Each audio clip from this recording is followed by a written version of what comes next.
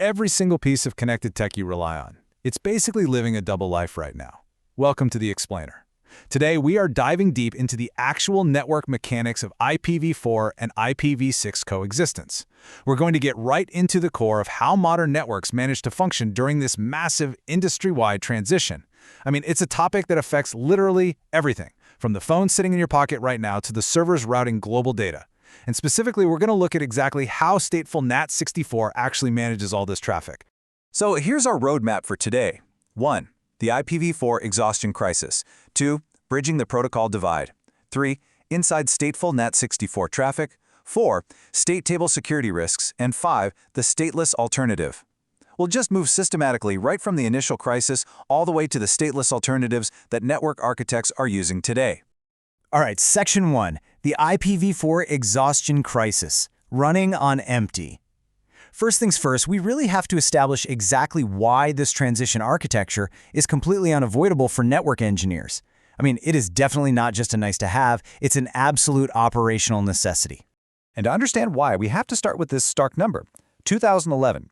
Specifically, February 2011. That was the exact date the IANA free pool, the Internet Assigned Numbers Authority, officially depleted. Exhaustion isn't some, future risk we're just planning for. It is a concluded event. By 2019, all 5 regional Internet registries had completely exhausted their standard allocation pools. The well officially ran dry, and it fundamentally changed how networks have to be built. Which brings us to this incredibly important realization. The transition is not hypothetical, it is operational. See, because legacy operational technology and industrial control systems, along with, honestly, major enterprise applications, they all have hard-coded IPv4 assumptions built right into them. You can't just rapidly replatform them overnight.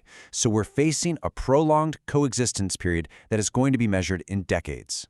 To really unpack how we handle this massive logistical challenge, we're pulling directly from a comprehensive technical tutorial for security architects produced by Virtualization Options LLC.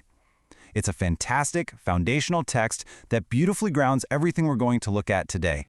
Moving on to Section 2, Bridging the Protocol Divide, Transition Technologies. With the crisis established, let's explore how we actually bridge this incompatible infrastructure. This is where network design gets, well, really creative. Network architects basically have 3 main paths to solve this divide. First, there's dual stack, which is running simultaneous IPv4 and IPv6 stacks side by side. Then there's tunneling, which encapsulates one protocol inside another to cross incompatible infrastructure. And finally, translation, which handles header conversion right at the network boundary. But for security architects, the core concern is that every single one of these introduces a distinct attack surface, right? Tunnels bypass perimeter controls, and translators break end-to-end integrity. Let's jump into Section 3, Inside Stateful NAT64 Traffic, the switchboard operator. Today, we're really focusing deeply on that third path, translation. Specifically, we're looking at how stateful NAT64 expertly manages traffic, basically stepping in to actively organize the chaos. So let's look at the actual mechanics here. NAT64 translates IPv6 packets to IPv4 at the network boundary. Meanwhile, DNS64 synthesizes AAA records, which are the IPv6 equivalent of standard address records, and it uses the NAT64 prefix, typically 64:FF9B::/96. These two protocols work entirely in tandem so an IPv6-only client can transparently reach an IPv4 server. It's like they trick the system in the best possible way, actively managing this routing illusion. Picture a day in the life of a single packet making this journey. Step 1, the DNS64 synthesizes the record on the fly because a native IPv6 destination simply doesn't exist.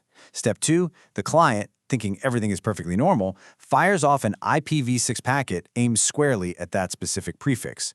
And then Step 3, the active management kicks in. NAT64 intercepts it, rips off the old header, translates it into an IP4 packet, and seamlessly sends it on its way to the actual server. Now, the absolute secret sauce making all this work is this concept of state. The NAT64 device is acting like a hyper-vigilant switchboard operator. It writes down every single caller's details to make sure return messages arrive correctly. It maintains per-flow state for every single connection.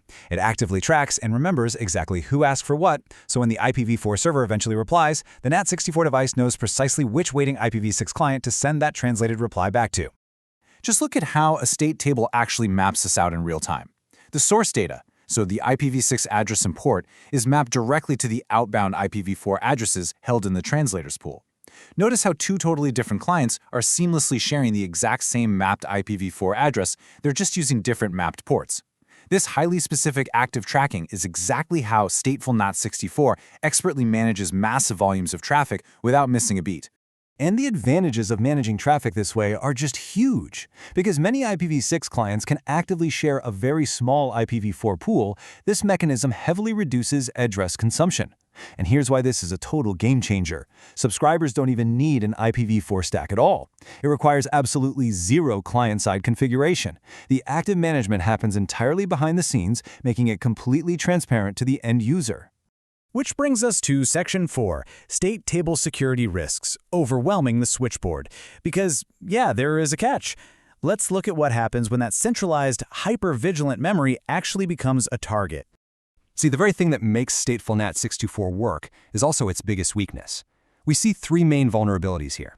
First, there's a DNS64 gap that allows cache poisoning. Second, there's address spoofing. But the really critical one is state table exhaustion. An attacker generating high-volume, high-churn flows, like a TCP SYN flood that just spams the network with half-open connections, they can rapidly exhaust the NAT64 state table. And if that table fills up, no new translations can be created. That causes a complete denial of service against all IPv6-only clients needing IP4 access. So the crucial question is, how do you defend it? Well, to protect this single point of failure, architects have to aggressively rate-limit state creation per source IPv6 address. They also deploy redundant NAT64 pairs with synchronized state. Plus, you have to strictly filter source addresses in that 64 FF90B::/96 space from untrusted clients to stop spoofing entirely. Basically, defending the state table is defending the network. All right, Section 5, the Stateless Alternative, SIIT and 464XLAT. To truly highlight why state is both a brilliant feature and a potential bug, we need to quickly look at the stateless alternatives out there.